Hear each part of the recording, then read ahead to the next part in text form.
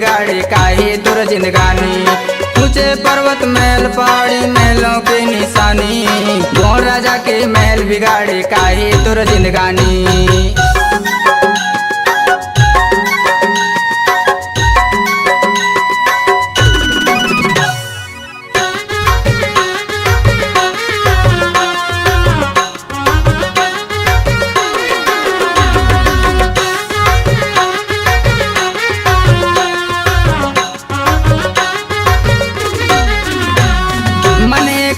चढ़बे पहाड़ी चरंती रते खाई, ऊंचे महल पहाड़ी मैया जंगल झाड़ी झाड़ी। हाथे जोरे सेवा करूं गुंडवाना की मोर, मंडल के रहे रानी राजा या भैया लजो। ऊंचे पर्वत महल पहाड़ी गुंडवाना के मोर, गुंडवाना के मोर। ऊंचे पर्वत महल पहाड़ी महलों के निशानी, तो राजा के महल बिगाड़े काहे तुर जिंदगानी।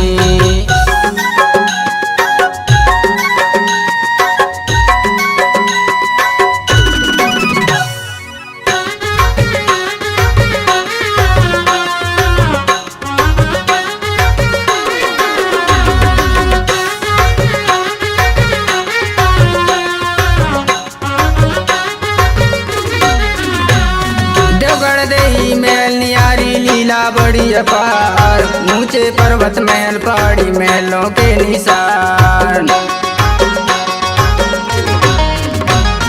प्रकृति तोरे आसन मैया गढ़पुर महल निशान, ऊंचे पर्वत महल पहाड़ी गोंडवाना के हमान। बैजू ध्रुवे तुर गुड़ गाता देवगांव के जान, देवगांव के जान। ऊंचे पर्वत महल पहाड़ी महलों के निशानी, गौर राजा के महल बिगाड़े काहे तुर जिंदगानी।